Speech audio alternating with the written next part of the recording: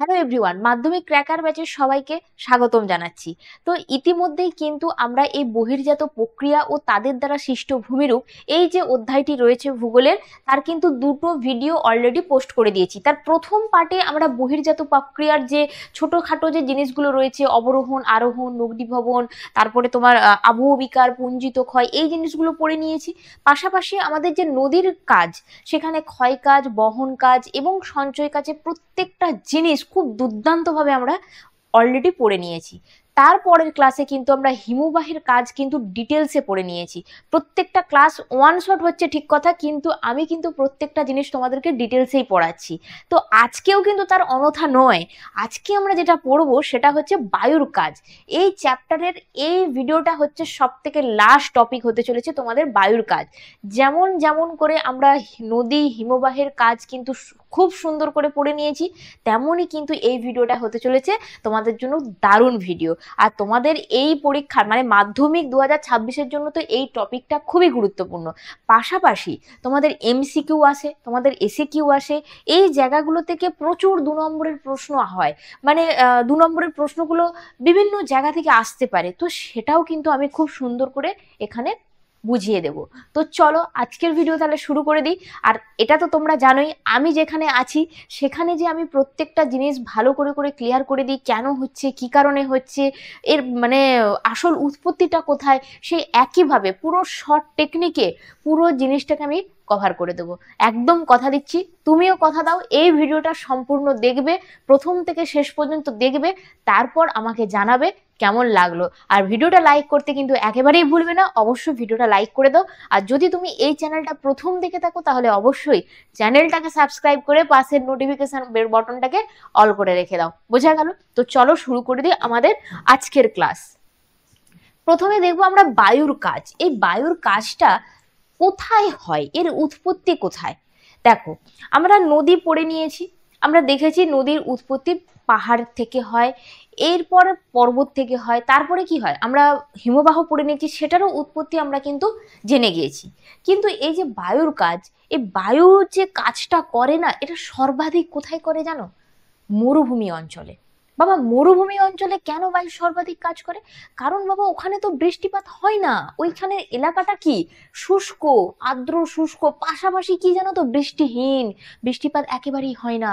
তার জন্যই বায়ু সব থেকে বেশি কাজ করে ওই মরুভূমি অঞ্চলে। সব থেকে বেশি বায়ু সর্বাধিক কাজ করে মরুভূমি অঞ্চলে। বায়ুর যে কাজ আজকে আমি পড়াবো, এই টপিকটা কিন্তু তোমরা যে নদী পড়েছো বা হিমবাহ পড়েছো, এই দুটোর সাথে গুলিয়ে ফেলবে না। এই জিনিসটা অত্যন্ত সহজ, তুমি ভাবনা চিন্তা করতে পারবে না। তুমি যদি এই ভিডিওটা দেখো না, তোমাকে আমি এত সহজ করে পড়িয়ে দেবো, এত সহজ করে বুঝিয়ে দেবো, তুমিও ভাবতে পারবে না এই জিনিসটা তুমি কঠিন ধরে বসে আছো। এটা খুবই সহজ, এই বায়ুর কাজ খুবই সহজ। তুমি শুধু আমার সাথে পুরো ক্লাসটা করো। দেখো, তাহলে বায়ু কোথায় কাজ করছে বাবা? বায়ু তো মরুভূমি অঞ্চলে কাজ করছে, ওখানে সর্বাধিক কাজ করে। তাহলে কি কাজ করে ম্যাডাম? ক্ষয় কাজ, বহন কাজ, সঞ্চয় কাজ সবই কি করে? হ্যাঁ বাবা, সবই করে। ক্ষয় কাজও করে। ধরো কি ক্ষয় কাজ কিরকম জানো তো?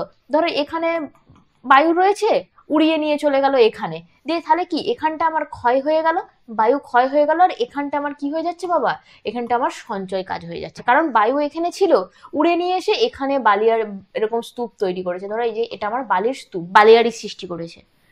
একই জিনিস একটা জায়গায় হচ্ছে, সেখানটা উড়ে গিয়ে অন্য জায়গায় হবে, সেখানে ক্ষয় হয়ে যাবে, এখানটায় সঞ্চয় হয়ে যাবে।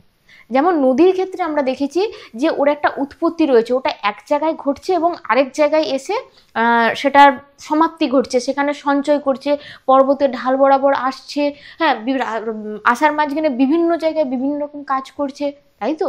কিন্তু এটার ব্যাপারটাও সেরকমই, কিন্তু এটা একটা বিস্তীর্ণ, ধরো এই আমার বিস্তীর্ণ এলাকা জুড়ে হচ্ছে, কিন্তু এখানে জিনিসটা উড়ে গিয়ে এখানে, এটা নদী বা হিমবাহের মতো নয় জিনিসটা। ঠিক আছে, বোঝা গেল ব্যাপারটা কি বোঝাতে ছিলাম আমি? আচ্ছা, তাহলে কোথায় কোথায় হয়? মরুভূমি, মরুপ্রায় এবং উপকূলবর্তী অঞ্চলে কিন্তু এই বায়ু সব থেকে বেশি কাজ করে। এরপরে দেখো, এই যে মরুভূমি অঞ্চল, এখানে বৃষ্টিপাত কতটা হয় জানো? এখানে বৃষ্টিপাত কতটা হয় জানো? গড় বৃষ্টিপাত হয়, এখানে গড় বৃষ্টিপাত হচ্ছে 25 সেমির কম, মানে 25 সেন্টিমিটারেরও কম বৃষ্টিপাত হয় এই মরুভূমি এলাকায়। এখানে গাছপালা জন্মায় না, এখানে মানে কোনো জনবসতি গড়ে উঠতে পারে না। কি করে গড়ে উঠবে যদি সেখানে দেখো বৃষ্টিপাত যদি সেখানে 25 সেন্টিমিটারের কম হয়, সেখানে পরিবেশ তো স্বাভাবিকের থেকে তো অনেকটাই কঠিন না। তো যার জন্য কি হয়, এখানে গাছপালা গড়ে ওঠে না, গাছপালা থাকে না। তো গাছপালা না থাকলে স্বাভাবিকভাবে সেখানে মানুষজনও বসবাসের উপযোগী হয়ে ওঠে না। তো এই হচ্ছে মরুভূমি অঞ্চলটা আমার এরকম। এরপরে দেখো মরুপ্রায়, এখানে গড় বৃষ্টিপাত, এখানে গড় বৃষ্টিপাত, এখানে আমার গড় বৃষ্টিপাত দাঁড়ায় 25 থেকে 50 সেমি। এটা হচ্ছে আমার মরুপ্রায় অঞ্চল, যেখানে গড় বৃষ্টিপাত দাঁড়ায় 25 থেকে 50 সেমি। এই এলাকায় মোটামুটি গাছপালা দেখা যায় টুকটাক। আর এখানে কি জানো তো, স্বল্প মানে অল্প স্বল্প চাষবাস হয়। এই মরুপ্রায় অঞ্চলে কিন্তু অল্প স্বল্প চাষবাস হয়, কিছু কিছু গাছ মোটামুটি দেখা যায়। আর উপকূল অঞ্চল, ঠিক আছে, এখানেও কিন্তু বায়ু কাজ করে। এই উপকূল অঞ্চলও তোমরা দেখেছো, সমুদ্রের যে উপকূল সেটা আমরা উপকূল অঞ্চল, ওখানে মোটামুটি জনবসতিও থাকে এবং গাছপালাও থাকে, সমস্ত কিছুই থাকে, এখানেও কিন্তু বায়ু কাজ করে। বোঝা গেল? তাহলে আমরা বুঝতে পারলাম বায়ুর কাজের উৎপত্তিটা কোথা থেকে হলো, আর কেন কেন এই জায়গায় সব থেকে বায়ু কাজ করে, এটা কিন্তু আমরা বুঝে নিলাম। এরপরে একটা প্রশ্ন তোমাদের মনে জাগছে যে প্রধান প্রধান যে মরুভূমি অঞ্চল সেগুলো কোথায়। দুটো ভাগে ভাগ করা যায়। এই যে মরুভূমি অঞ্চলকে আমরা দুটো ভাগে ভাগ করি, একটা ক্রান্তীয় মরুভূমি আর একটা হচ্ছে নাতিশীতোষ্ণ মরুভূমি। এই প্রধান প্রধান মরুভূমিকে আমরা দুটো ভাগে ভাগ করি, আমরা দুটো ভাগে ভাগ করি। এক হচ্ছে আমাদের ক্রান্তীয় মরুভূমি, এক হচ্ছে আমাদের ক্রান্তীয় মরুভূমি, আর 2 নম্বর হচ্ছে আমাদের কি, আমাদের হচ্ছে নাতিশীতোষ্ণ মরুভূমি। 2 নম্বর হচ্ছে আমাদের নাতিশীতোষ্ণ মরুভূমি, নাতিশীতোষ্ণ মরুভূমি। কিছু উদাহরণ বলে দিন। এই যে নাতিশীতোষ্ণ মরুভূমি এবং আমাদের যে ক্রান্তীয় মরুভূমি রয়েছে, এগুলোর কিছু উদাহরণ বলে দিই। একদম বলে দেবো, সব চিন্তা করতে হবে না। দেখো তোমরা জানো আফ্রিকার উত্তরে কি রয়েছে, আমাদের সব থেকে পৃথিবীর বৃহত্তম মরুভূমি কিন্তু এই ক্রান্তীয় মরুভূমি অঞ্চলে রয়েছে, সেটা হচ্ছে সাহারা, সাহারা মরুভূমি। ঠিক আছে, তারপরে তোমরা কালাহারি মরুভূমি জানো, কালাহারি মরুভূমি, কালাহারি মরুভূমি। আচ্ছা, তারপরে তোমরা আটাকামার জানো, আটাকামা, আটাকামা মরুভূমি। তাহলে এই ক্রান্তীয় মরুভূমির কিছু উদাহরণ আমি লিখে দিলাম, সাহারা মরুভূমি, কালাহারি মরুভূমি এবং আটাকামা মরুভূমি। তাহলে নাতিশীতোষ্ণ মরুভূমির কিছু উদাহরণ বলে দিই, একদম বলে দেবো, একদম বলে দেবো। নাতিশীতোষ্ণ মরুভূমির উদাহরণ তোমরা লিখতে পারো গ্রেট বেসিন মরুভূমি। আচ্ছা, আর কি লিখতে পারো, গোবি মরুভূমি আছে রয়েছে এখানে নাতিশীতোষ্ণতে, গোবি মরুভূমি ইত্যাদি। ঠিক আছে, আরো রয়েছে, তোমাদের বইয়ে অনেক উদাহরণ দেওয়া রয়েছে, আমি জাস্ট দুটো উদাহরণ দিয়ে জিনিসটা বোঝালাম। তাহলে ক্রান্তীয় মরুভূমির সাহারা, কালাহারি, আটাকামা, আরো উদাহরণ রয়েছে যেগুলো পপুলার, আমি সেটা লিখে দিলাম। যেমন এখানে একটা খুবই প্রশ্ন দেয় যে এই সাহারা কিন্তু পৃথিবীর বৃহত্তম, এই জিনিসটা মাথায় রাখবে, পৃথিবীর বৃহত্তম মরুভূমি। এই প্রশ্নটা কিন্তু মাথায় রাখবে, এটা কিন্তু এমসিকিউ বা এসএকিউ, ভিএসএকিউ যেগুলো থাকে না, তাতে কিন্তু দেয় প্রশ্নটা। তাহলে বোঝা গেল, তাহলে প্রধান মরুভূমি অঞ্চল দুটো, এক ক্রান্তীয় মরুভূমি, দুই নাতিশীতোষ্ণ। ক্রান্তীয় মরুভূমির উদাহরণ, আর এই হচ্ছে আমার নাতিশীতোষ্ণ মরুভূমির উদাহরণ। এরপরে দেখো একটা জিনিস কি রয়েছে আমাদের, মরু অঞ্চলে বায়ু, মরু অঞ্চলে তো বায়ু সর্বাধিক রূপে কাজ করে, কিন্তু কেন? প্রশ্ন জাগছে কিনা তোমার মনে? আপনি বললেন যে মরু বা মরুভূমি অঞ্চলে বায়ু সর্বাধিক হারে কাজ করে, কিন্তু তার কারণ কি? অনেক কিছু কারণ রয়েছে। একদম সুন্দর করে এই প্রশ্নটা কিন্তু তোমাদের 3-এর প্রশ্ন আসে, খুব সুন্দর করে আমি তোমাদেরকে প্রত্যেকটা কনসেপ্ট বুঝিয়ে দেবো। তার প্রথম পয়েন্ট দেখো, বলছে বায়ুর গতিপথে বাধার অভাব। ধরো বায়ু প্রবাহ হচ্ছে, ঠিক আছে, বায়ু প্রবাহ হচ্ছে, এবারে যদি সেখানে গাছপালা থাকে তাহলে বায়ু বাধাপ্রাপ্ত হচ্ছে। কিন্তু যদি গাছপালা না থাকে তাহলে কি হবে, বায়ু কি কোথাও বাধা পাবে? একেবারেই না, কোথাও কোনো বাধা পাবে না, সে একদম ফুল স্পিডে বয়ে যাবে। তাহলে কি হচ্ছে, বায়ুর গতিপথে বাধার অভাব কিন্তু হচ্ছে না এই মরুভূমি অঞ্চলে। আর কি, ফলে কি হচ্ছে, বায়ু প্রবল বেগে প্রবাহিত হচ্ছে, কোথাও গাছপালা নেই, কোথাও উঁচু নিচু বাড়ি নেই, কিচ্ছু নেই, ফলে কি হচ্ছে, বায়ু একদম প্রবল বেগে প্রবাহিত হচ্ছে। তার ফলে কি হচ্ছে, বালি উড়ে গিয়ে, এক জায়গার বালি উড়ে গিয়ে আরেক জায়গায় যে সঞ্চয় করছে। ধরো এপাশ থেকে আমার বায়ু প্রবাহ হচ্ছে, এপাশ থেকে আমার বায়ু প্রবাহ হচ্ছে, তাহলে প্রবল বেগে বায়ু এই পাশের বায়ু এপাশে চলে আসছে, প্রবল বেগে বায়ু এপাশ থেকে আমার এপাশে চলে আসছে, তাই তো? তাহলে কি হচ্ছে, বালি উড়ে গিয়ে কি করছে, এইখানে এসে সঞ্চয় করেছে, সঞ্চয় করছে।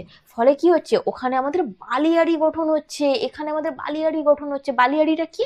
ওটা একটা বালির স্তূপ, যেটাকে আমরা বালিয়াড়ি বলি। ঠিক আছে, এটা ধরো একটা বালির এরকম এসে জমা হয়েছে এখানে, ঠিক আছে, এটা এখানে বালিয়াড়ি গঠন হয়েছে। ফলে কি হচ্ছে, বালির ঘর্ষণে ভূমিক্ষয় বৃদ্ধি পাচ্ছে। কি করে ভূমিক্ষয় তো বৃদ্ধি পাবেই, বালিতে, বালি যখন প্রবল বেগে উড়িয়ে নিয়ে যাচ্ছে তখন স্বাভাবিকভাবে সেখানে ভূমিক্ষয় বৃদ্ধি পাবে, বালির ঘর্ষণ হচ্ছে। ঠিক আছে, এটা একটা কারণ। 2 নম্বর কারণ কি আমাদের, দেখো, উন্মুক্ত ও আলগা ভূমি। এটা কি কারণ? ধরো আমাদের তো ওই যে বালি, বালি যে রয়েছে না, আমাদের মাটি কতটা শক্তপোক্ত, তাই না? কতটা শক্তপোক্ত, ওটা আলগা বা শিথিল নয়, মাটি হচ্ছে অত্যন্ত দৃঢ়। কিন্তু বালি কি জানো তো, অত্যন্ত আলগা ভূমি। কেন জানো? কারণ এখানে আর্দ্রতার অভাব রয়েছে, এটা শুষ্ক এলাকা, এখানে আর্দ্রতার অভাব রয়েছে, এখানে তো গাছপালাই জন্মায় না। দেখো না, এই যে প্লাস উদ্ভিদহীনতা, এখানে গাছপালা জন্মায় না, কিভাবে জন্মাবে? যদি বালি এইরকম ভাবে একটা বিস্তীর্ণ এলাকা জুড়ে বালি গঠন হয় বা সঞ্চয় হয়, বালিয়ে পুরো ভর্তি থাকে, তো বালি তো আলগা, বালি শিথিল, তো বালি কি করে সেখানে উদ্ভিদকে জন্ম দেবে, উদ্ভিদকে রক্ষা করবে? পাচ্ছে না। তো ফলে কি, ওই এলাকা উদ্ভিদহীনতা হয়ে যাচ্ছে, তার ফলে কি হচ্ছে, মাটি শুষ্ক, আলগা এবং রুক্ষ হয়ে যাচ্ছে। অ্যাকচুয়ালি মাটি তো সেভাবে নেই ওখানে, ওখানে শুধু বালিই আছে। নেক্সট কি বলছে, বলছে বায়ু সহজেই ফলে ক্ষয় করতে পারছে। সে তো করবেই, কারণ বায়ু তো অত্যন্ত আলগা বা শিথিল, ফলে বায়ু উড়ে যাওয়ার পক্ষে কোনো সমস্যা হচ্ছে না। মাটি কি উড়ে যাবে? মাটি উড়তে পারবে না, মাটি উড়তে পারে না, মাটি অত্যন্ত কঠিন এবং সেটা দৃঢ়। আর বালি হচ্ছে সব থেকে এর ইম্পর্টেন্ট জিনিস, এই হচ্ছে আলগা এবং উন্মুক্ত, যেটা শিথিল টাইপের। ঠিক আছে, এই এক জায়গা থেকে উড়ে গিয়ে আরেক জায়গায় চলে যাচ্ছে, তাহলে কি হচ্ছে, ফলে বায়ু সঞ্চয়ে ক্ষয় করছে। নেক্সট পয়েন্ট কি, এখানে যান্ত্রিক আবহবিকার বেশি হয়। যান্ত্রিক আবহবিকারটা কি, আমরা কি ক্লাস 9-এ পড়ে এসেছি? ক্লাস 9-এ আমরা পড়ে এসেছি যান্ত্রিক আবহবিকার কি। দেখো, আমাদের যে মরুভূমি অঞ্চলে, এখানে আমাদের এলাকায় কি হয়, দিন রাত্রির মধ্যে একটা নর্মাল টেম্পারেচারে আমরা থাকি। তুমি আমি একটা নর্মাল টেম্পারেচারে থাকি, তাই তো? মানে ধরো দিনের বেলা আমার যদি, আমি যদি গরমকালের কথা বলি, দিনের বেলা আমি ম্যাক্সিমাম ধরে নিচ্ছি 30 ডিগ্রি, হ্যাঁ, খুব জোর হলে এর বেশিও হয়, কোনো কোনো সময় 40-এর, আমি এটা নর্মাল টেম্পারেচার ধরলাম 30 ডিগ্রি, রাত্রে হয়তো 4-5 ডিগ্রি কম থাকে, তাই তো? কিন্তু এই যে মরুভূমি এলাকায়, এদের দিন আর রাত্রের মধ্যে না আকাশ পাতাল তফাৎ, ব্যাপক হারে এখানে পরিবর্তন ঘটে। ঠিক আছে, দিনে অত্যন্ত গরম থাকে এবং রাত্রে অত্যন্ত ঠান্ডা। ফলে এখানে কি হয়, দিন রাত্রির মধ্যে তাপমাত্রার ব্যাপক পরিবর্তন লক্ষ্য করা যাচ্ছে। স্বাভাবিক, দিন অত্যন্ত গরম আর রাত্রি কি হচ্ছে, সেখানে ঠান্ডা হচ্ছে। তার ফলে কি হচ্ছে, ওখানে যে তোমার কি বলবো, তাপমাত্রার পরিবর্তন রয়েছে। তার ফলে কি হচ্ছে, শিলাগুলো সংকোচন এবং প্রসারণ করছে।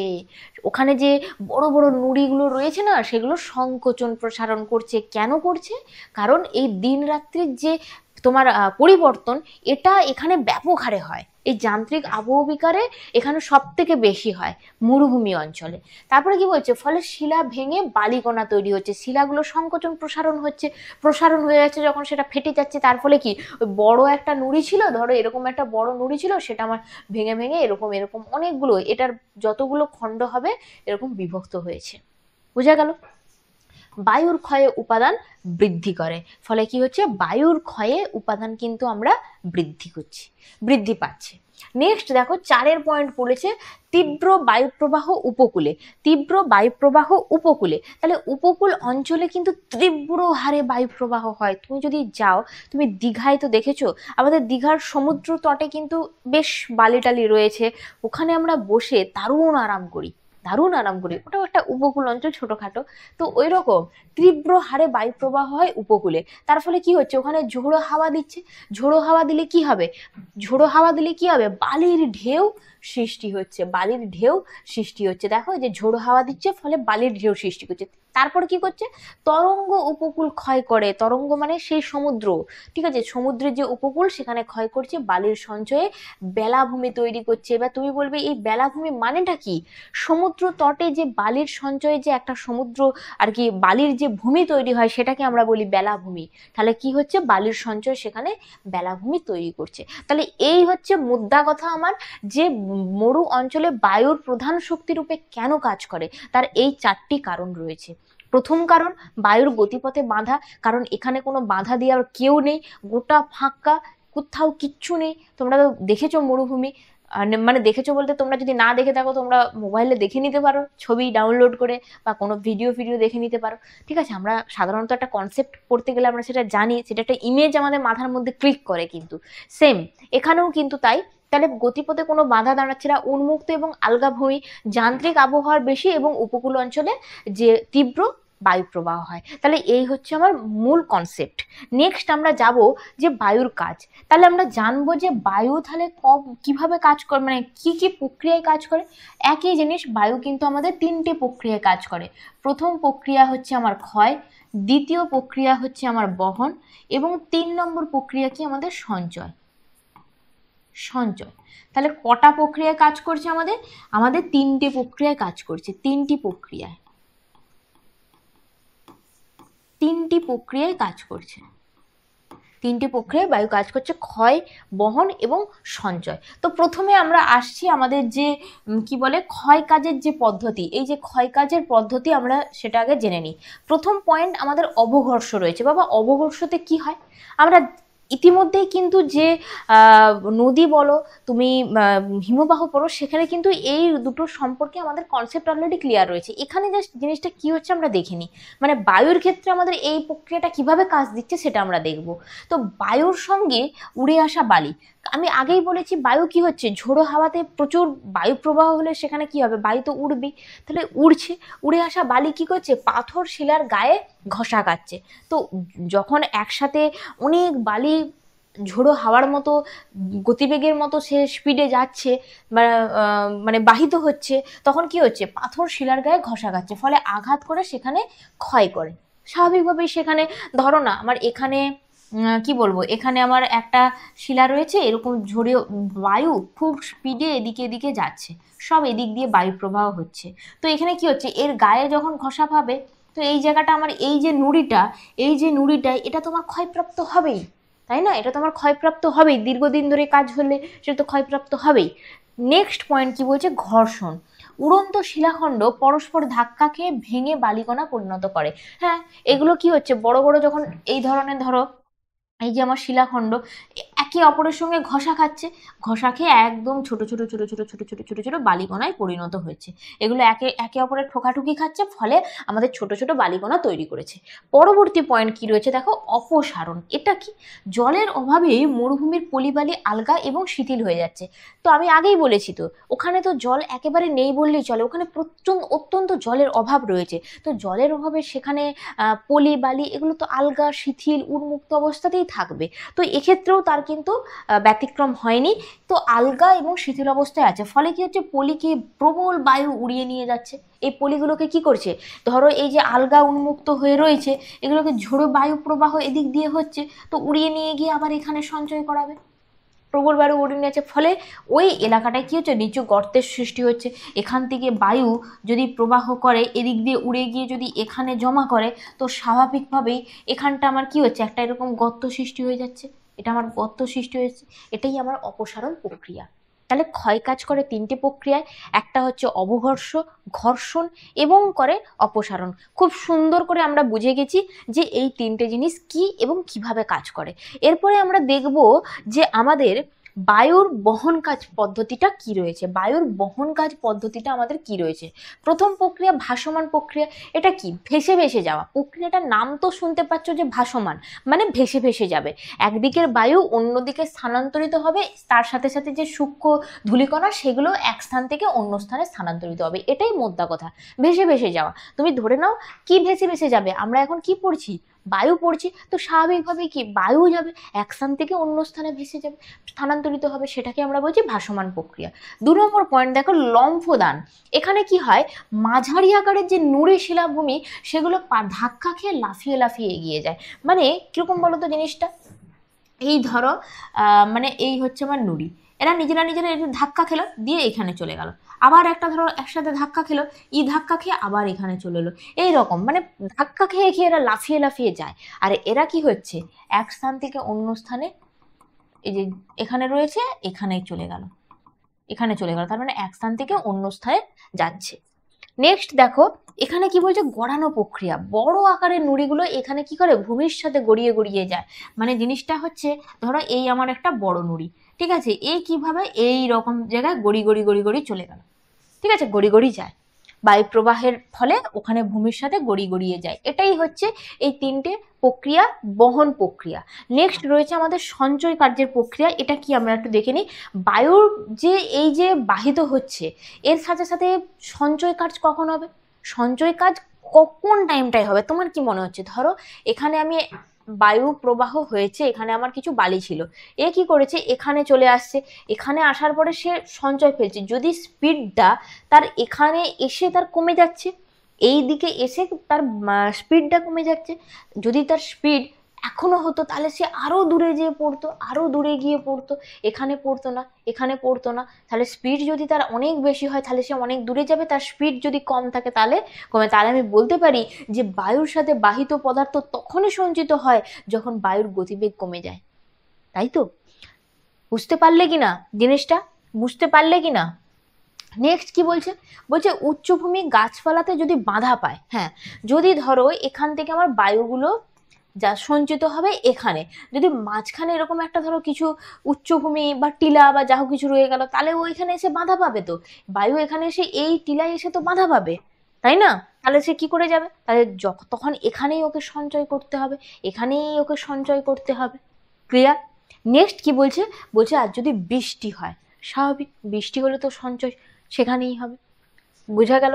তাহলে সঞ্চয় প্রক্রিয়া আমরা কিন্তু খুব সুন্দর করে বুঝে গেলাম। সঞ্চয়, বহন এবং ক্ষয় তিনটে প্রক্রিয়া কিভাবে হয়, কি কি কাজ করে, একদম সুন্দর করে বুঝিয়ে দিয়েছি। নেক্সট আমরা একটা দারুণ জিনিসে যাব, সেটা হচ্ছে আমাদের খুব ইম্পর্টেন্ট জিনিস, যে বায়ুর ক্ষয়কার্যের সৃষ্ট ভূমিরূপ, এই জিনিসগুলো কি।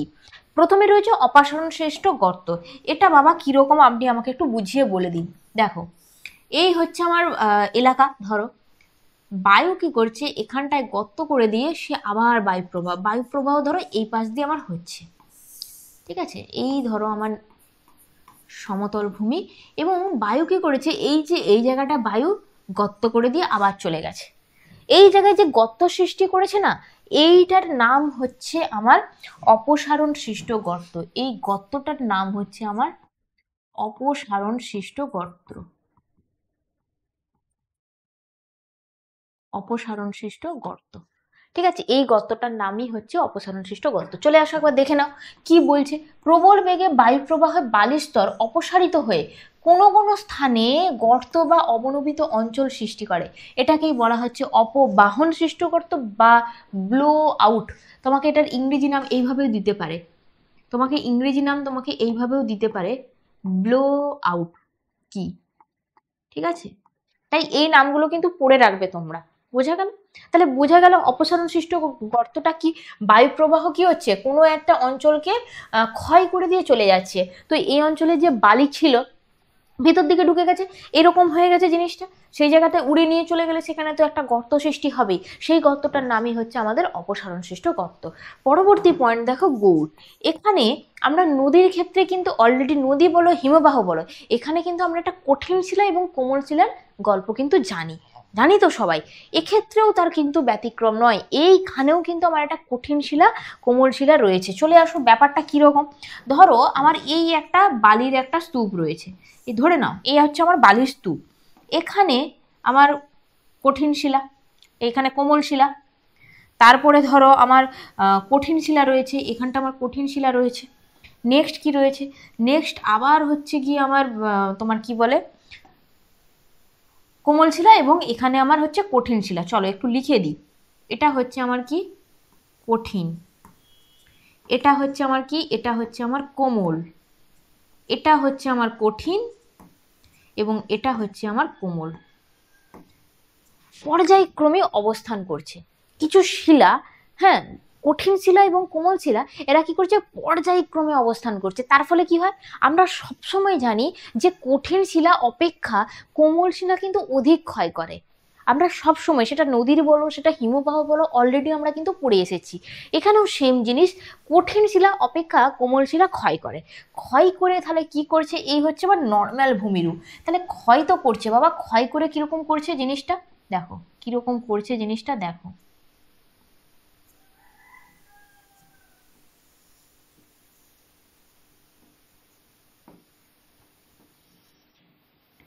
ঠিক আছে, এটা আমার কি হচ্ছে বলতো, এই জায়গাটা ছিল আমার কোমল শিলা, এই জায়গাটা ছিল আমার কোমল শিলা। ভালো করে দেখো আগের ছবিটা, তাহলে বুঝতে পারবে। এই ছবিটা দেখো, কোমল শিলা বাবা কোথায় ছিল, কোমল শিলা আমি যদি একটু তোমাদেরকে দেখিয়ে দিই যে কোথায় ছিল কোমল শিলাটা, ধরো এটা দিয়ে আমি দাঁড়ো, আমি এটা দিয়ে তোমাদেরকে দেখিয়ে দিচ্ছি। এই হচ্ছে আমার কোমল শিলা, এই হচ্ছে আমার কোমল শিলা, তাই তো? এই দুটো অঞ্চল আমার কোমল শিলা। এখানে দেখো কঠিন শিলাগুলো কিন্তু আমার রয়ে গেছে, ঠিকঠাক রয়ে গেছে। কঠিন, এটা আমার হচ্ছে কঠিন, এটাও হচ্ছে আমার কঠিন, ঠিক আছে। কিন্তু তুমি ভালো করে লক্ষ্য করে দেখো, এই যে কোমল শিলা, এই যে কোমল শিলা ছিল, এগুলো কিন্তু কি হয়েছে, ক্ষয় পেয়ে গেছে। এই জায়গাগুলো ক্ষয় পেয়ে গেছে। দেখো এই যে কোমল শিলা ছিল, এটা পরিবর্তিত রূপ হচ্ছে এটা, এটার পরিবর্তিত রূপ হচ্ছে এটা। এই গৌড় কি করছে, নিম্নাংশকে ক্ষয় করে করে সব সময় কি করে বলতো, ও হচ্ছে সরু করে দেয়। এই যে এপাশটাতেও আমার বায়ু প্রবাহ হয়েছে। এটাকে, এই অংশটাকে বা এই ভূমিরূপটাকে আমরা কি বলছি, গৌড়। এই ভূমিরূপটাকে আমরা বলছি গৌড়, এই ভূমিরূপটাকে আমরা বলছি গৌড়, যেটা দেখতে পুরো ব্যাঙের ছাতার মতো, এজন্য একে মাশরুম রকও বলা হয়। চলে আসো সংজ্ঞাটাই আমি একবার পড়ে দিই। বলছে মরুভূমিতে কঠিন ও কোমল শিলার দ্বারা পর্যায়ক্রমে অনুভূমিকভাবে গঠিত নিম্নাংশ সরু, দেখো নিম্নাংশটা সরু, তো নিম্নাংশটা দেখো না সরু হয়ে গিয়েছে। কঠিন শিলাটা কি রয়েছে, মোটা রয়েছে। এটা সরু হয়ে ভিতর দিকে ঢুকে গেছে, কারণ এটা কোমল শিলা ছিল, তার জন্যই এটা ক্ষয় করেছে। ঠিক আছে, তো সরু এবং ঊর্ধ্বাংশ চওড়া, ব্যাঙের ছাতার মতো। দেখো এই যে ঊর্ধ্বাংশ, এটা কতটা চওড়া, ঠিক ব্যাঙের ছাতার মতো, ঠিক ব্যাঙের ছাতার মতো দেখতে শিলাস্তূপ। ব্যাঙের ছাতার মতো আকৃতির জন্য একে বলা হয় মাশরুম রক, একে বলা হয় মাশরুম রক। ভালো ইম্পর্টেন্ট প্রশ্ন। আরো দুটো তথ্য এখানে জেনে নাও। সাহারা মরুভূমিতে এর নাম হচ্ছে গৌড় বা গারা, ঠিক আছে। আর জার্মানিতে এর নাম হচ্ছে পিজ ফেলসেন, পিজ ফেলসেন, ঠিক আছে, পিজ ফেলসেন। জার্মানিতে নাম পিজ ফেলসেন, আর সাহারাতে নাম কি, গৌড় বা গারা। বোঝা গেল? দুটো বায়ুর ক্ষয়কার্যে আমরা কিন্তু অলরেডি দুটো ভূমিরূপ খুব সুন্দর করে বুঝে নিয়েছি কি ব্যাপারটা হতে চলেছে। নেক্সট বাকি রয়েছে আরো তিনটে, চলো দেখা নিয়ে যাক। যুগান, যুগানটা কি বলতো, যুগানটা কি? এখানেও কি হয় বলতো, কঠিন শিলার কোমল শিলা ওখানে যেরকম পর্যায়ক্রমে একটা অবস্থান করেছে, এখানেও সেটা অবস্থান করবে, কিন্তু কেমন করে করবে জানো তো, এখানে অনুভূমিক ভাবে করবে, এখানে অনুভূমিক ভাবে করবে। ধরো আমার এই অবস্থা ছিল, ঠিক আছে, আমার এই অবস্থা ছিল, এটা হচ্ছে আমার কঠিন শিলা, এটা হচ্ছে আমার কঠিন শিলা, আর মাঝেরটা কি রয়েছে বাবা, মাঝেরটা আমার হচ্ছে কোমল শিলা, এটা হচ্ছে আমার কোমল শিলা। ঠিক আছে, পরপর অনুভূমিক ভাবে ঠিক এই রকম ভাবে, এই রকম ভাবে ফ্ল্যাট, ঠিক আছে, সেটাকে আমরা বলি অনুভূমিক। সবসময় ফ্ল্যাট হলে এখানে দেখে নাও, এই রকম ভাবে অবস্থান করলে সেটা অনুভূমিক, আর যদি এই রকম ভাবে অবস্থান করে সব সেটা উলম্ব। ওটা বাঁকা টানা হয়েছে কিন্তু বাঁকা হবে না, জাস্ট সোজা ভাবে অবস্থান করলে সেটাকে আমরা বলি উলম্ব। এইভাবে অবস্থান করলে উলম্ব, যখন শুয়ে পড়ে অবস্থান করবে তখন সেটা অনুভূমিক, মানে মানে মানে ভূমির সাথে একদম নিচু হয়ে যাচ্ছে। আর উলম্ব মানে লম্ব একটা রয়েছে না, লম্ব মানে সোজা। বোঝা গেল? এই দুটো জিনিস যেন ভুলে না যাও। তো এখানে কি হচ্ছে, অনুভূমিক ভাবে অবস্থান করেছে কঠিন এবং কর্মল শিলা পর্যায়ক্রমিক ভাবে। এবারে কি হচ্ছে, এখানে যে এই কোমল শিলা রয়েছে না, এইটা অপেক্ষা যেহেতু কঠিন শিলা রয়েছে, এ হালকা করে ক্ষয়প্রাপ্ত করে। কিরকম ক্ষয়প্রাপ্ত করে বলো তো, এই যে এই রকম ধরো, এটা দিয়ে দেখিয়ে দিচ্ছি। জাস্ট এই রকম করে ক্ষয়প্রাপ্ত করে এই অংশটা দাঁড়াও অন্য কালিয়ে দিয়ে দেখাই, তাহলে তোমরা বুঝতে পারবে জিনিসটা। এই যে কঠিন শিলার যে অংশটা, এই যে অংশটা, এটা হালকাভাবে উপরে এসে ক্ষয়প্রাপ্ত করছে, অবঘর্ষ ক্ষয়ের ফলে ওইখানটা কিন্তু ক্ষয় হয়ে যাচ্ছে। কোনটা? এই যে কঠিন অংশটা, কোমলের থেকে কঠিন অংশটা হালকা করে ক্ষয়প্রাপ্ত করে, যার ফলে এই অনুভূমিকভাবে যখন এটা ক্ষয় করছে, এই পদ্ধতিটার নাম হচ্ছে আমার যুগ্যান। চলো এটা আমি দেখে দিচ্ছি, এটা হচ্ছে আমার কঠিন, আর এইখানটাও কিন্তু আমার কঠিন, শুধুমাত্র এটা হচ্ছে কি আমার কোমল, এটা হচ্ছে আমার কোমল। তাহলে এই অঞ্চলটা কিন্তু আমার ঠিক হালকা করে ঠিক টেবিলের মতো কিন্তু আকৃতি তৈরি হয়। দেখো না এখানে কি বলছে, বলছে অনুভূমিকভাবে পর্যায়ক্রমে কঠিন এবং কোমল শিলা শিল্পে অবঘর্ষ ক্ষয়ের ফলে যখন কোমল শিলা অপেক্ষা কঠিন শিলা কম ক্ষয় পেয়ে প্রায় সমতল চূড়া বিশিষ্ট টেবিল আকৃতির যে ভূমিরূপ তৈরি করে, তাকে সৃষ্টি করে, তাকে আমরা বলি যুগ্যান। বোঝা গেল জিনিসটা? এটার পরিবর্তিত রূপ হচ্ছে এটা, এটার পরিবর্তিত রূপ হচ্ছে এটা। এটা নর্মাল ছবি, এটা আমার কি মানে ক্ষয়ের ফলে কিরকম দেখতে হলো তার ছবি। তো এটা হচ্ছে আমার যুগ্যান।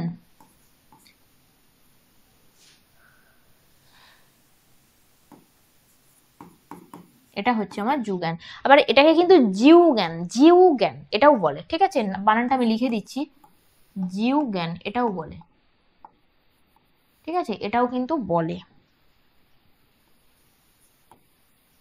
এটাও কিন্তু বলে। চলো নেক্সট, নেক্সট আমাদের কি বলছে, ইয়ারদাং। এটা কি হয়, এটা কি হয় চলো দেখে নেওয়া যাক এটা কি হয়। প্রত্যেকটা ছবি আমরা কিন্তু নিজেরা এঁকে এঁকে এক্সপেরিমেন্ট করে দেখব যে জিনিসটা কি হচ্ছে, কি ঘটনাটা ঘটছে, ওটার ফলে কি হচ্ছে। ওই জন্য আমি দুটো ছবি পাশাপাশি এঁকে তোমাকে দেখাচ্ছি যে কি ছিল আর কিরকম পরিবর্তনটা ঘটছে। বুঝতে পারলে? আমি তো পারলে শুধু এই ছবিটাই এঁকে দিতে পারতাম, কিন্তু আমি তোমাকে এই নর্মাল ছবিটা দেখালাম এবং এটা দেখালাম যাতে তুমি ভালো বুঝতে পারো। বোঝা গেল? আমি বলেছি আমি যখন এটা পড়াচ্ছি আমি তোমাদেরকে এমন করে বোঝাবো যাতে এক বিন্দুও না তোমাদের মনে কোনো প্রশ্ন তৈরি হয়।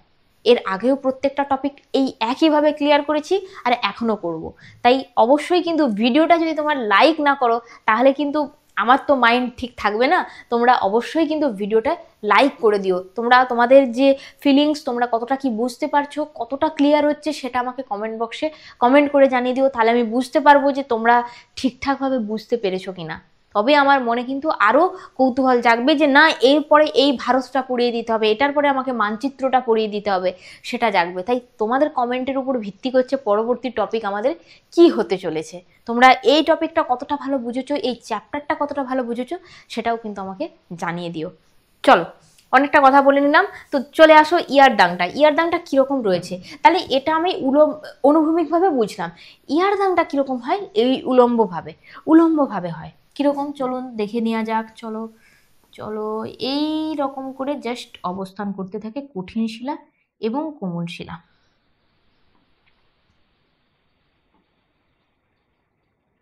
ঠিক আছে, এই রকম করে অবস্থান করে উলম্বভাবে। চলো এটা হচ্ছে আমার কঠিন। আচ্ছা চলো কালার দিয়ে এটা বুঝিয়ে দিই, তাহলে আমাদের বুঝতেও সুবিধা হবে আর কোনো অসুবিধাও হবে না। এটা হচ্ছে আমার কঠিন কঠিন কঠিন।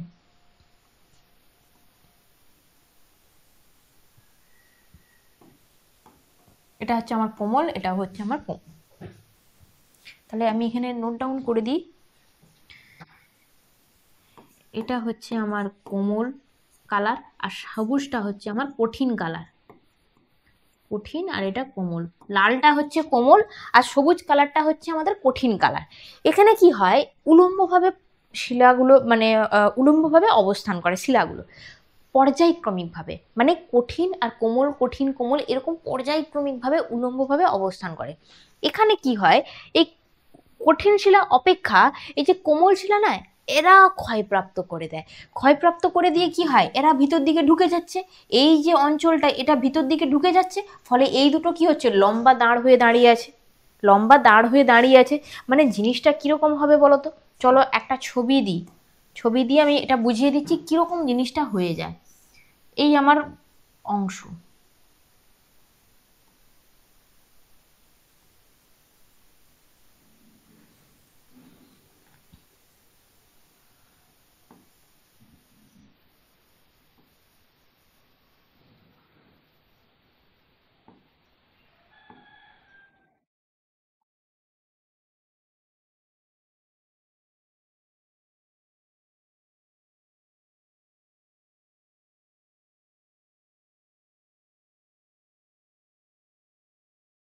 এই দেখো, এই অঞ্চলগুলো দেখো, যেখানটা কোমল ছিল সেখানটা দেখো ভিতর দিকে ঢুকে গেছে, ভিতর দিকে ঢুকে গেছে, ভিতর দিকে ঢুকে যাওয়ার ফলে কি হয়েছে, এই যে কঠিন শিলা অঞ্চলগুলো সেগুলো কিন্তু এইভাবে দাঁড়িয়ে আছে, কঠিন শিলা যেগুলো সেগুলো কিন্তু দেখো এইভাবে কি হচ্ছে, দাঁড়িয়ে আছে।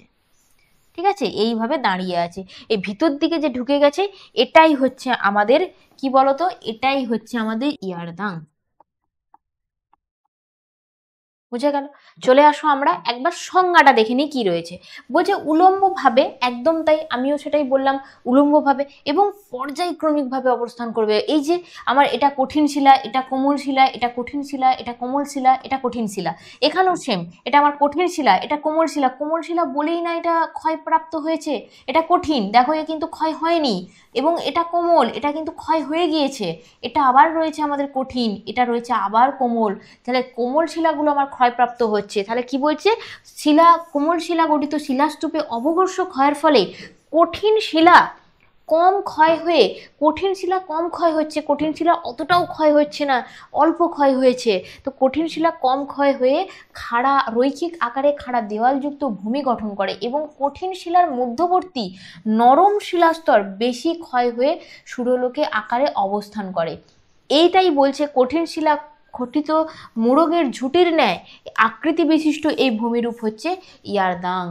বোঝা গেল? তাহলে জুগেন আর ইয়ারদাং এর পার্থক্য কিন্তু তোমাদের পরীক্ষায় আসে, তো এই অংশটা কিন্তু খুব ইম্পর্টেন্ট, তোমরা যদি ভালো করে বুঝে নাও তাহলে তুমি কি পার্থক্য আর মুখস্থ করতে হবে না, তুমি নিজের থেকেই করতে পারবে। তো এটা হচ্ছে আমার অনুভূমিকভাবে, এটা হচ্ছে আমার উলম্বভাবে, এটা কি এখানে কি হচ্ছে, কঠিন আর কোমল শিলা অপেক্ষা কঠিন শিলা কম ক্ষয়প্রাপ্ত হচ্ছে, এখানে কিন্তু কোমল শিলা বেশি ক্ষয়প্রাপ্ত হচ্ছে, এবং এখানে কি টেবিল আকৃতির ভূমিরূপটা যে তৈরি হচ্ছে সেটা টেবিল আকৃতি, এখানে কি হচ্ছে মোড়কের ঝুঁটির ন্যায় আকৃতি বিশিষ্ট ভূমিরূপ হচ্ছে, এটা হচ্ছে ইয়ারদাং, এই জন্য এটা হচ্ছে আমার জুগেন।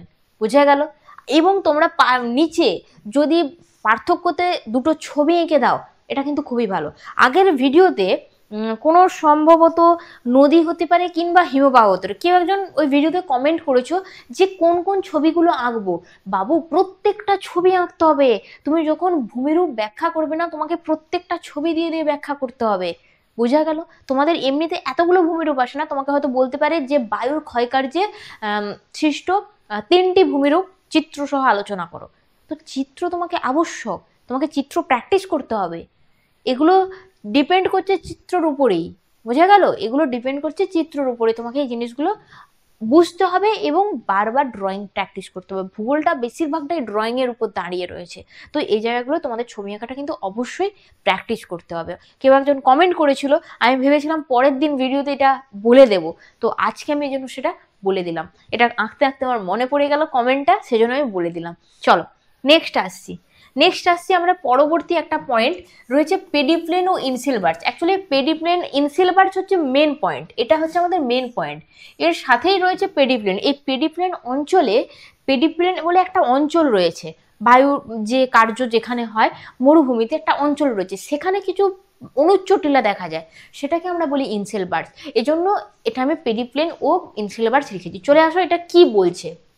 এটার আগে ছবিটা আমি একবার দেখিয়ে দিই কেমন জিনিসটা হয়। এখানে এই যে অনুচ্চ ঢিলা, টিভির মতো এই যে এরকম ঢিলা একটা হয়, মানে থাকে, এটাকেই আমরা বলছি কি জানো তো, এটাই হচ্ছে আমাদের ইনসেলবার্চ। ইনসেলবার্চ, এই অনুচ্চ যে টিলার মতো এটাই হচ্ছে আমার ইনসেলবার্চ।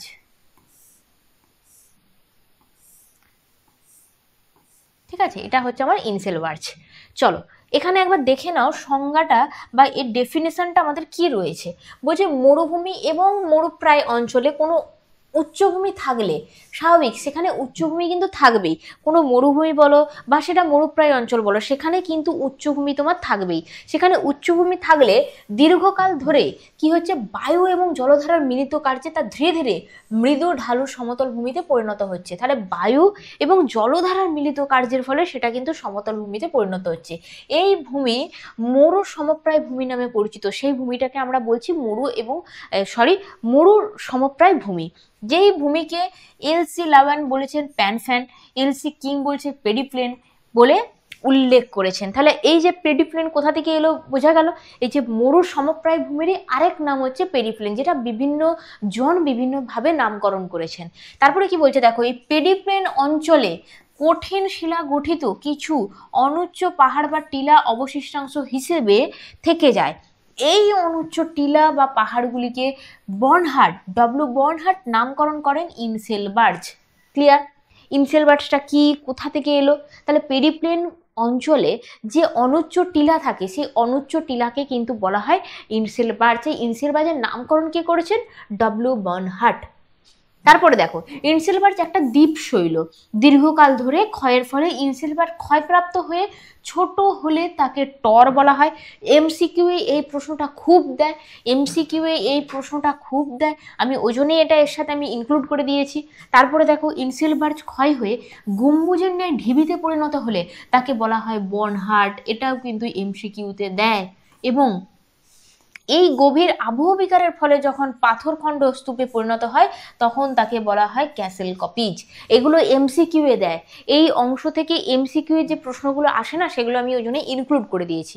বোঝা গেল? তাহলে টর তোমাকে জানতে চাইতে পারে, টরটা কি? এটা দীর্ঘকাল ধরে ক্ষয়ের ফলে ইনসেলবার্জ ক্ষয়প্রাপ্ত হয়ে যখন ছোট হয়ে যায়, ইনসেলবার্জটা যখন এত বড় রয়েছে সেটা ক্ষয়প্রাপ্ত হয়ে এরকম ছোট হয়ে গেল, এটাও একটা ইনসেলবার্জ, কিন্তু এটার তখন নাম হয়ে যায় টর। ঠিক আছে, এটার তখন নাম হয়ে যায় টর। তারপরে কি বলছে, ইনসেলাকার ক্ষয় করে যখন গম্বুজের ন্যায় ঢিবিতে পরিণত হয়, ঠিক যখন এরকম গম্বুজের ন্যায় ঢিবিতে পরিণত হয় তখন তাকে বলা হয়েছে বোনহার্ট। বোঝা গেল জিনিসটা কি? এইগুলো কিন্তু তোমাকে মনে রাখতে হবে। তাহলে এই ছিল আমার টোটাল যে ক্ষয় কাজের, বায়ুর ক্ষয় কাজের যে প্রক্রিয়া, ভূমিরূপের যে পরিবর্তন হয়, সেটা কিন্তু আমি সুন্দর করে তোমাকে বুঝিয়ে দিলাম। চলে আসা যাক নেক্সট টপিক। নেক্সট টপিকে আমাদের কি রয়েছে? সঞ্চয় কার্য। বায়ুর সঞ্চয় কার্যের ফলে সৃষ্ট ভূমিরূপ। বায়ুর যে এই যে ক্ষয় কাজ দেখলাম, ক্ষয় কাজে কি হলো? বায়ু এক জায়গা থেকে গর্ত করলো, কিংবা সেখানে কঠিন এবং কোমল শিলার ক্ষয়ের ফলে সেখানে গৌড় হলো, যুগান হলো, ইয়ারদাং হলো, এবং কি হলো? সেখানে ইনসেলবার্জ হলো। তো এই জিনিসগুলো ক্ষয় কাজ গেল।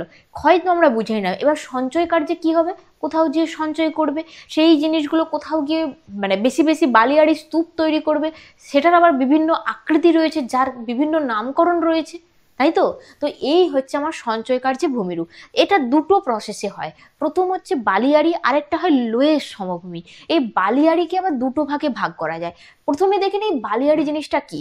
দেখো, বায়ুর সঞ্চয় কার্যের ফলে গুরুত্বপূর্ণ ভূমিরূপ হচ্ছে বালিয়াড়ি। এটা একটা হচ্ছে বালির স্তূপ। আমি প্রথম থেকেই বলছি বালিয়াড়ি হচ্ছে কিন্তু একটা বালির স্তূপ।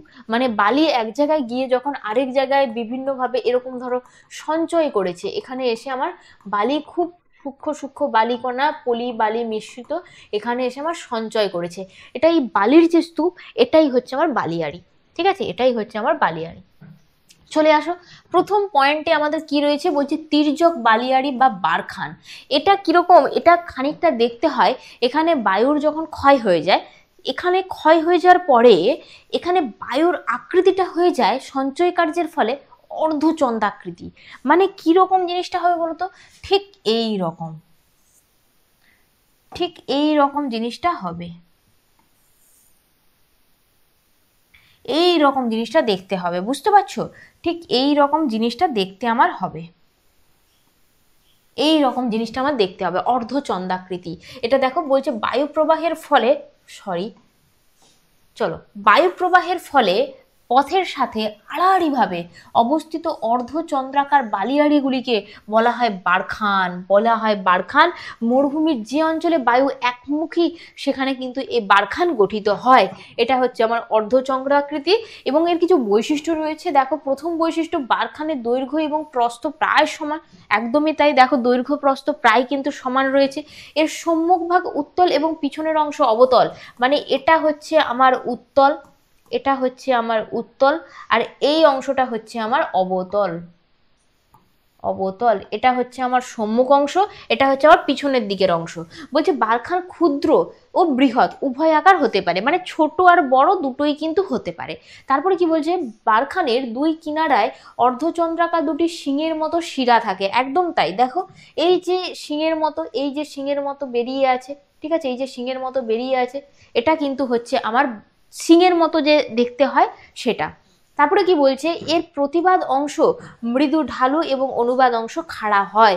একদম তাই, এর প্রতিবাদ অংশ দেখো মৃদু ঢালু রয়েছে এবং অনুবাদ অংশ কিন্তু এখানটা খাড়া রয়েছে, তাই তো। এটা হচ্ছে আমার কিসের ছবি, এটা হচ্ছে আমার বারখানের ছবি।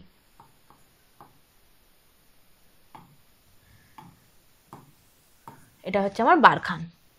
যেমন কিছু উদাহরণ ধরো আমি দিলাম, সাহারা, তাকলামান, ভারতের থর প্রভৃতি হচ্ছে মরুভূমিতে বায়ু বেশ জোরে বয়, সেখানে বারখান দেখা যায়। বোঝা গেল, যেখানে বায়ু খুব জোরে প্রবাহিত হয় সেখানে কিন্তু এই বারখান তৈরি হয়, যেটা বালিয়াড়ির একটা ভাগ হচ্ছে তির্যক বালিয়াড়ি বা বারখান। নেক্সট চলো পরবর্তী যেটা হচ্ছে অনুদৈর্ঘ্য বা শিব বালিয়াড়ি। বায়ু প্রবাহের সমান্তরালে দীর্ঘ দীর্ঘ ও সংকীর্ণ শৈলশিরার মতো বালির পাহাড়গুলিকে বলা হয় শিব বালিয়াড়ি। এদের আকৃতি তলোয়ারের মতো বলে এর ব্যাগনাল এর নামকরণ করেন শিব বালিয়াড়ি। যেখানে বায়ুর বেগ বেশি সেখানে শিব বালিয়াড়ি গড়ে ওঠে। মানে কিরকম দেখতে বলো তো, কিরকম দেখতে, জাস্ট তুমি যদি এইটা আমার ধরে নাও অঞ্চল, এই রকম টাইপের,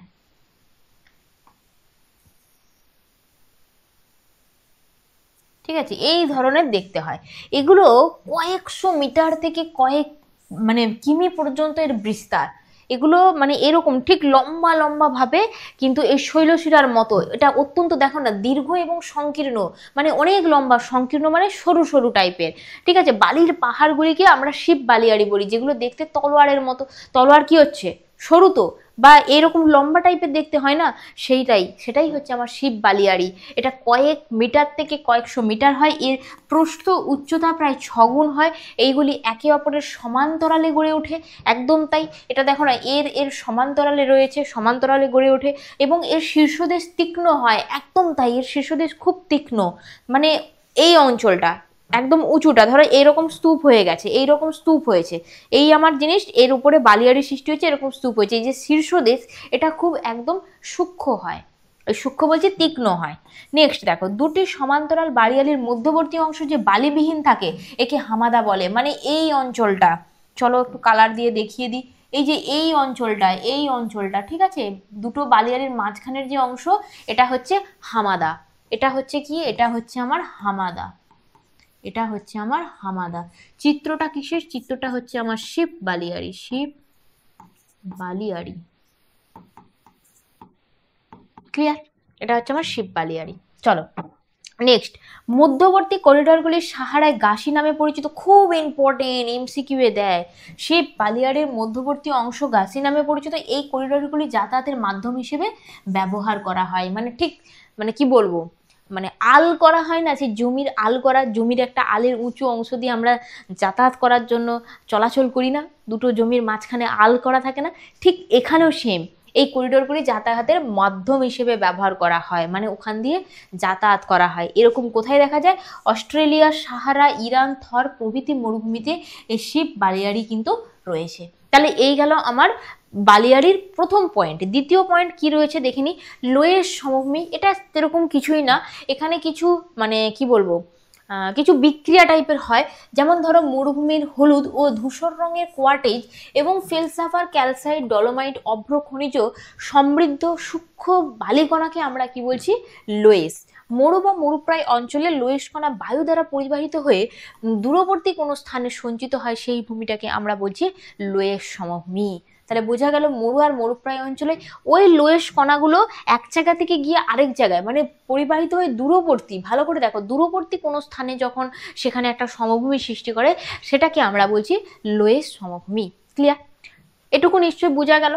এরপরে আমাদের নেক্সট টপিক যেটা রয়েছে সেটা হচ্ছে বায়ু এবং জলধারার মিলিত কার্যে কিছু সমভূমি। চলো, বায়ু এবং জলধারা কার্যে কিছু সমভূমি রয়েছে, একদম খুব সুন্দর করে বুঝে যাবে, খুব সুন্দর করে। প্রথম পয়েন্ট আমাদের কি রয়েছে, পেডিমেন্ট, পাহাড়ের পাদদেশে মৃদু ঢালু শিলাভূমি, যেটা কি করে ক্ষয় এবং সঞ্চয় কার্যের মিলিত ফল, যেটা ক্ষয় আর সঞ্চয় কার্যের মিলিত ফল, মানে মিলিত ফলস্বরূপ রূপে যেটা তৈরি হয়েছে এই পেডিমেন্ট। ঠিক আছে, এটা কিরকম, সামনের অংশকে এর একটা নাম রয়েছে পলিজমে, এর জন্য এর সামনের অংশের নাম হচ্ছে আবৃত পেডিমেন্ট, আর পিছনের অংশে কি হয় উন্মুক্ত শিলা, ফলে এর জন্য এর নাম হচ্ছে রক পেডিমেন্ট। যেমন এই যে ধরো পেডিমেন্ট আমার অঞ্চল, আমি তোমাকে দেখাচ্ছি, এই হচ্ছে আমার পেডিমেন্ট, এই হচ্ছে আমার এই অঞ্চলটা হচ্ছে আমার পেডিমেন্ট। ঠিক আছে, যেখানটুকু আমি মার্ক করছি, এই যেইটুকু আমি মার্ক করলাম এই ভেতরের অংশটা হচ্ছে আমার পেডিমেন্ট, এর সামনের দিকে মানে এই সম্মুখ ভাগের অংশটার নাম হচ্ছে আবৃত পেডিমেন্ট, আর পেছনের দিকে মানে এই দিকের অংশটার নাম হচ্ছে আমাদের কি বলে রক পেডিমেন্ট। রক পেডিমেন্ট, পেছনের দিকের অংশের নাম রক পেডিমেন্ট এবং সামনের দিকের নাম কি রয়েছে আমাদের আবৃত পেডিমেন্ট। তাহলে বোঝা গেলে এই হচ্ছে আমার আবৃত পেডিমেন্ট। নেক্সট দেখো কি বলছে ইনসেল বার্চ, এটা কি আমি আগেই পড়িয়ে দিয়েছি, পেডিমেন্টের পশ্চাদে অনুচ্চ কঠিন শিলা পাহাড়, এটা কিরকম দ্বীপের মতো একা দাঁড়িয়ে থাকে আর চারিদিকে খাড়া ঢালযুক্ত, যেটার নাম হচ্ছে ভুগু, যেটার নাম হচ্ছে ভুগু। তাহলে কোথায় থাকে এই পেডিমেন্টের পশ্চাতে, মানে ঠিক পিছন দিকে, এই এই দিকটা করে, ঠিক এই দিকটা করে পিছন দিকে, মানে পেডিমেন্টের উপরেই থাকে, কিন্তু এই অঞ্চলটা করে ধরো তোমার এই এলাকা, ধরো এই যেটুকু আমি ঘিরলাম এই অঞ্চলটা করে কিছু অনুচ্চ টিলা থাকে।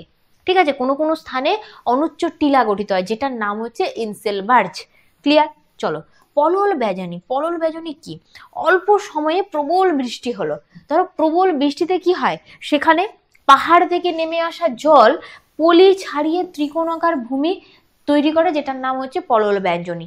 ঠিক আমরা এতে পড়ে এসেছিলাম আমরা নদীতে, সেটা দেখতে কি হয় হাত পাখার মতো দেখতে হয়, তাই না, হাত পাখার মতো দেখতে হয়। এক্ষেত্রেও দেখো এই যে অঞ্চলটা, এই যে অঞ্চলটা, এই যে এই অ্যাভুলিয়াল ফ্যান, এটাই হচ্ছে আমার কি জানো তো পলল ব্যঞ্জনী, যে হাত পাখার মতো বিস্তৃত, এখানটা এই যে হাত পাখার মতো বিস্তৃত, এটা হচ্ছে আমার তোমার কি বলে পলল ব্যঞ্জনী, যেটা ত্রিকোণাকার, যেটা ত্রিকোণাকার এবং হাত পাখার ন্যায় দেখতে হয়, এটা হচ্ছে আমার পলল ব্যঞ্জনী।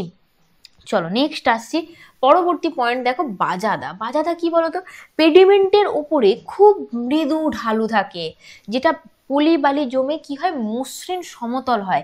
এটার কতটা জানো তো, ঢালটা প্রায় 1 ডিগ্রি থেকে শূন্য, মানে একদম মৃদু ঢালু, এটাকে আমরা বলছি বাজাদা। এই পেডিমেন্টের এই যে সম্মুখে এই যে দেখো এই যে অঞ্চলটা, এই যে অঞ্চলটা, এই যে অঞ্চলটা যেটুকু আমি ঘিরলাম, ঠিক আছে, এখানে একটা মাঝখানে আবার একটা অসুবিধে রয়েছে,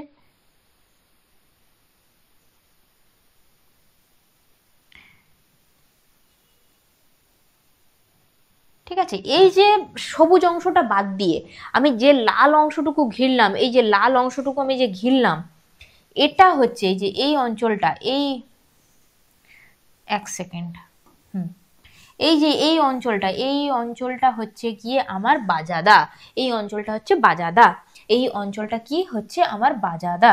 নেক্সট কি রয়েছে প্লায়া। প্লায়া কি বলছে, মরুভূমির সবচেয়ে নিচু জায়গায় বৃষ্টির জল জমে তৈরি সাময়িক শুষ্ক লবণাক্ত হ্রদ, অধিকাংশ সময় এই হ্রদ থাকে শুকনো এবং লবণাক্ত এবং কর্দমক দ্বারা বেষ্টিত, এটাকে আমরা বলি প্লায়া হ্রদ। এই যে অঞ্চলটা যেটা আমি সবুজ মার্ক দিয়ে ঘিরলাম, এটা হচ্ছে আমার প্লায়া হ্রদ, এটা হচ্ছে আমার প্লায়া হ্রদ।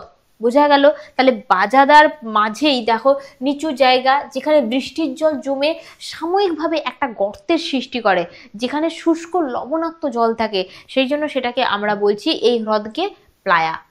বোঝা গেল? তাহলে প্লায়াটা কি আমি বোঝাতে পারলাম। নেক্সট আমাদের রয়েছে ওয়াদি। এটা কি বলছে, মরুভূমির শুষ্ক নদী খাত, এখানে কোনো সময়ে জল থাকে না, বা শুষ্ক নদী খাত মানে এই যে অঞ্চলটা, এই যে অঞ্চলটা দেখছো, এই যে অংশটা, এটা হচ্ছে আমার ওয়াদি। এটা হচ্ছে কোথায় লিখি গো, আচ্ছা চলো এই জায়গাটা লিখে দিচ্ছি আমি, ওয়াদি, এটা হচ্ছে আমার ওয়াদি। বোঝা গেল? এটা হচ্ছে একটা শুষ্ক নদীকার, এখানে যখন বর্ষাকাল হয় ওখানে তখন পানি জমে, ঠিক আছে, ওখানে তখন জল জমে, কিন্তু যখন এখানে তোমার কি বলে অন্যান্য সময় কিন্তু এখানে কখনো জল থাকে না, এটা শুষ্ক থাকে, এটাই হচ্ছে আমার ওয়াদি, এটা হচ্ছে আমার ওয়াদি। চলো নেক্সট, নেক্সট আমি একদম সুন্দর করে এই জিনিসটাই যেটা আমি এক্ষুনি পড়ালাম, এই পেডিমেন্ট ইনসেলবার্স তুমি কি করে মনে রাখবে, তার একটা সুন্দর করে আমি তোমাকে একটা বুঝিয়ে দেব। দেখো এখানে কি হচ্ছে, প্রথমে কি হয়, এই বায়ু আর জলধারার মিলিত কার্যের ফলে হয়। তো কেন হচ্ছে, প্রবল বৃষ্টি হচ্ছে, বায়ু আর জলধারা কিভাবে কাজটা করে, মিলনটা কিভাবে হচ্ছে ওদের, প্রবল বৃষ্টি হচ্ছে, পাহাড় থেকে জল নিচে নেমে আসছে বালি পলি সরিয়ে নিয়ে, ঠিক আছে। এবারে এই যে মাধ্যমটা গেল, এই যে বায়ু এবং জলধারার মিলনটা হলো, এর ফলে কি হচ্ছে, পাদদেশে কি হচ্ছে, মৃদু ঢালু শিলাভূমি দেখা যাচ্ছে, যেটার নাম কি আমাদের বাবু, যেটার নাম হচ্ছে আমাদের পেডিমেন্ট। এরপরে কি করছে, পেছনে দাঁড়ানো কঠিন টিলা বা অনুচ্চ টিলা, পশ্চাতে যে অনুচ্চ টিলা থাকে, এই পেডিমেন্টের পশ্চাতে যে অনুচ্চ টিলা, তাকে কি বলা হয়, তাকে বলা হয় আমরা ইনসেলবার্জ, তাকে বলি ইনসেলবার্জ। এরপরে কি করছে, জল পলি ফেলে ত্রিকোণ ভূমি তৈরি করছে, যেটার নাম বলছি আমি পলল ব্যঞ্জনী, পলল ব্যঞ্জনী। আরো নিচে মৃদু সমতল, মৃদু ঢালু এবং সমতল হয়, যেটার নাম রয়েছে কি বাজাদা, যেটার নাম বাজাদা, যেটা কোথায়, একদম সম্মুখ ভাগে, একদম সামনের দিকে, দেখে নাও একবার চিত্রটা, এই যে বাজাদা, এই যে বাজাদা, ঠিক আছে, একদম সামনের দিকে, এটাকে বলছি বাজাদা। তারপরে কি বলছে, সবচেয়ে নিচে লবণাক্ত হ্রদ, যেটার নাম প্লায়া, এই বাজাদার মধ্যেই একটুখানি হ্রদের মতো থাকে, যেটা লবণাক্ত জল থাকে এবং সেটা বর্ষাকালে, ঠিক আছে, অন্যান্য সময় জল থাকে কিন্তু তুলনামূলক কম। তো এটা হচ্ছে আমার প্লায়া হ্রদ। তারপরে বলছে বৃষ্টির সময় তৈরি নদী খাত, যেটাকে আমরা বলছি ওয়াদি, বৃষ্টির সময় একটা খাত তৈরি হয়, প্রবল বৃষ্টিতে একটা খাত তৈরি হয়, এই খাতটা কি হয়, শুধুমাত্র বর্ষাকালে জল থাকে কিন্তু অন্যান্য সময় একটুও জল থাকে না, এটা শুষ্ক থাকে, এটার নাম হচ্ছে আমাদের ওয়াদি। একদম এক ঝটকায় তোমার পুরোটা মনে থাকবে, পুরোটা মনে থাকবে, তোমরা গুলিয়ে ফেলো না। পেডিমেন ইনসেলবার্স কি করে মনে রাখবো, অনেকে আমাকে জিজ্ঞাসা করো, একদম একটা পাতায় আমি এনে দিয়েছি, আগে বুঝিয়ে দিয়েছি জিনিসটা কি, এখন আমি একটা পাতা এনে দিয়েছি, এরপরে তোমরা বলবে আর তোমরা মনে রাখতে পারছো না। কেমন লাগলো এটা আমাকে জানিয়ে দিও, আর ভিডিওটা কিন্তু লাইক করতে একেবারেই ভুলো না। তোমরা লাইক করো না ভিডিওতে কেন, আমার কি পড়ারও তোমাদের ভালো লাগে না, তোমরা কেন লাইক করো না, আমি বুঝতে পারি না। তোমরা এদিকে বলো যে ভিডিও দিতে ভূগোল, কিন্তু আমি মানে যখন আমি ভিডিও দিই তখন আমি তোমাদের কাছ থেকে কোনো সেভাবে কোনো কমেন্ট পাই না, আমি তাহলে বুঝবো কেমন করে, তোমরা কমেন্ট করে জানাও আমাকে তোমরা বুঝতে পারছো কি না, বুঝলে। আর অবশ্যই ভিডিওটা কিন্তু লাইক করে দিও। চলো নেক্সট আসছি। নেক্সট দেখো, এই যে মরু সম্প্রসারণ হচ্ছে, এই মরুভূমির বিস্তার ধীরে ধীরে বেড়ে যাচ্ছে, এই মরু সম্প্রসারণের কিছু কারণ রয়েছে, হ্যাঁ কিছু কারণ রয়েছে, এর কিছু ফলাফল, মানে যে কারণ ঘটনাগুলো ঘটছে তার ফলে কি হচ্ছে সেটা আমরা দেখব, এবং পাশাপাশি এগুলো থেকে রোধ করার যে উপায় সেটা আমি জানবো। দেখো প্রথম পয়েন্ট আসছি আমি কারণ, প্রথম পয়েন্ট আসছি আমি কিসে, কারণে। প্রথম পয়েন্ট আসছে আমি কারণে, কারণ কি কারণ রয়েছে দেখো। প্রথমে কারণ রয়েছে, ধরো তোমার একটা এলাকা, সেখানে প্রচুর গরম পড়লো, সেখানে প্রচুর গরম পড়লো, তাহলে কি হবে, সেখানে গ্লোবাল ওয়ার্মিং, তাই তো, প্রচুর পরিবেশ দূষণ টূষণ হলে কি হয়, সে এলাকায় গরম হয়, তো উত্তাপ বেড়ে যায়, তাহলে উত্তাপ বেড়ে গেলে কি হয়, সেখানে গ্লোবাল ওয়ার্মিং হয়, এবং সেখানে কি হয়, বৃষ্টিপাত হয় না, সেখানে একে তো গরম বেড়েছে, সেখানে বিশ্ব উষ্ণায়ন তো হচ্ছে, পাশাপাশি সেখানে বৃষ্টিপাত হচ্ছে না, একেবারে বৃষ্টি শূন্য, তাহলে কি হবে, সেই এলাকা খরা দেখা দেবে। তাহলে বিশ্ব উষ্ণায়ন একটা কারণ হলো, খরা, খরা একটা কারণ হলো, কারণ বৃষ্টিপাত যদি না হয় সে এলাকা তো স্বাভাবিকভাবেই খরা দেখা দেবে, তো খরা একটা আমার কারণ হলো। এর ফলে কি হচ্ছে, এই যদি খরা দেখা দেয়, বৃষ্টিপাত যদি না হয়, তাহলে কি গাছপালা কোনোভাবে বেঁচে থাকতে পারবে, গাছপালা কি বেঁচে থাকতে পারবে, পারবে না গাছপালা বেঁচে থাকতে। তো তাহলে কি হচ্ছে, আবার বৃক্ষচ্ছেদন হয়ে যাচ্ছে, তাই তো, গাছপালা বেঁচে থাকতে পারছে না। ফলে কি হচ্ছে, যে গাছ লাগানো হচ্ছে, ধরো ছোট ছোট ঘাস ঠাস এসব লাগানো হলো, অতিরিক্ত পশুচারণ, মানে যখন পশুরা যখন মানে ওই এলাকায় যে সমস্ত মরুভূমি অঞ্চলে যে সমস্ত পশুরা থাকে, তাদের অতিরিক্ত পশুচারণ হচ্ছে, এবং অবৈজ্ঞানিকভাবে চাষ, মানে ওখানে তো জল নেই, বৃষ্টি তো হচ্ছে না, বৃষ্টি হচ্ছে না, ফলে বৃক্ষচ্ছেদন ঘটছে, তার ফলে কি হচ্ছে, ওখানজনের মানুষজন কি করছে বলতো, অবৈজ্ঞানিক প্রথায় তারা চাষ করছে, অবৈজ্ঞানিকভাবে কিরকম, মানে ওখানে তো জলসেচ করছে, অতিরিক্ত জলসেচ করছে। এবার জলসেচ করলে কি হবে, মাটি ক্রমশ লবণাক্ততা বৃদ্ধি পাবে, মাটিতে লবণ বৃদ্ধি পাবে, তাহলে সেটা কিন্তু অবৈজ্ঞানিক চাষ একটা। এর ফলে কি হচ্ছে, মরু সম্প্রসারণ ঘটছে, বোঝা গেল? তাহলে মরু সম্প্রসারণ এতগুলো কারণে হয়, আমি একটা একটা কারণ ডেফিনেশন দিয়ে দিয়ে বললাম। বোঝা গেল? এবার কারণ তো হলো, তাহলে এরপরে ফলাফলটা কি হচ্ছে আমাদের? ফলাফলটা আমাদের কি হচ্ছে, মানে এই তো কারণগুলো আমরা জানতে পারলাম, এর ফলে কি হচ্ছে? দেখো, যদি ধরো একটা জায়গায় কি বলবো, ধরো বালি, এই যে আমাদের মরুভূমি অঞ্চল মানে আমরা জানি যে বালি ওখানে প্রচুর বেশি। তো বালি কি হচ্ছে, প্রচুর পরিমাণে উড়ছে, বায়ু প্রবাহে বালি উড়ছে। ঠিক আছে, বায়ু প্রবাহেতে বালি তো প্রচুর উড়ছে। এবার ওখানকার যে কৃষি জমি, সেগুলো তো নষ্ট হয়ে যাবে। এই বায়ু প্রবাহের যে বালি নুড়ি এই সমস্ত যে যাচ্ছে, এখানে কি হবে? এখানে তো তোমাদের যে এই কৃষি জমি, সেটা ধ্বংস হবে, কৃষি জমি ধ্বংস হয়ে যাবে। এর ফলে কি হবে? জৈব বৈচিত্র্য কমবে। মানে জৈব বৈচিত্র্য মানে ওখানকার যে উদ্ভিদ, ওখানের যে প্রাণী, সেগুলো কিন্তু ক্রমশ মানে নাই হয়ে যাবে যাকে বলে। মানে তাদের যদি কৃষি জমি নষ্ট হয়ে যায়, তাহলে সেখানে প্রাণী উদ্ভিদ কিভাবে বেঁচে থাকবে? বেঁচে থাকতে পারবে না। তাহলে কি হবে? জৈব বৈচিত্র্য হ্রাস পাচ্ছে। এর ফলে কি হচ্ছে, দেখো মাটির উর্বরতা কমে যায়। তুমি দেখো, যদি এরকম অবৈজ্ঞানিক প্রথায় মানে অতিরিক্ত জলসেচ করিয়ে যদি চাষবাস করে, মাটিতে যদি লবণতা বৃদ্ধি পায়, তাহলে সেখানে মাটির উর্বরতা কি ঠিক থাকবে? মাটির উর্বরতা ঠিক থাকবে না, মাটির কম উর্বর হয়ে যাবে, মাটি অনুর্বর হয়ে যাবে। বোঝা গেল? নেক্সট দেখো, পয়েন্ট রয়েছে আমাদের ভৌমজলের ভান্ডার। এখানে শুধুই বালি রয়েছে। এই এত ঘটনা, জৈব বৈচিত্র্য হ্রাস পেয়ে যাচ্ছে, মাটির অনুর্বর, হ্যাঁ কৃষি জমি ধ্বংস হয়ে যাচ্ছে, কারণ কি? এখানে জলের ঠিক মতো ব্যবস্থা নেই। আমাদের এই যে মাটি অনুর্বর হচ্ছে কেন? কারণ আমরা অবৈজ্ঞানিকভাবে ওখানে চাষবাস করছি, তার ফলে ওখানে মাটি অনুর্বর হয়ে যাচ্ছে। কারণ ওখানে তো জলসেচ ভান্ডারটাই ঠিক নেই, ওখানে তো ভৌমজলের ভান্ডারটাই ঠিক নেই। তাহলে আমাদের স্বাভাবিকভাবে ওখানে মানে মানে কি বলবো, জলসেচ করে চাষাবাস করতে হচ্ছে। ওই জন্য ওই প্রথায় আমরা আমরা হাঁটছি। বোঝা গেল? তাহলে ভৌমজলের ভান্ডার হ্রাস পাচ্ছে। এর ফলে কি হচ্ছে? মানুষের জীবনযাত্রা কঠিন হয়ে শরণার্থীর সৃষ্টি হয়েছে। মানে তুমি ভেবে দেখো, সেখানে 1 নম্বর কৃষি জমি ধ্বংস হয়ে যাচ্ছে, জৈব বৈচিত্র্য হ্রাস পাচ্ছে, মাটির উর্বরতা কম, কারণ সেখানে ভৌম জলের ভান্ডার নেই বললেই চলে।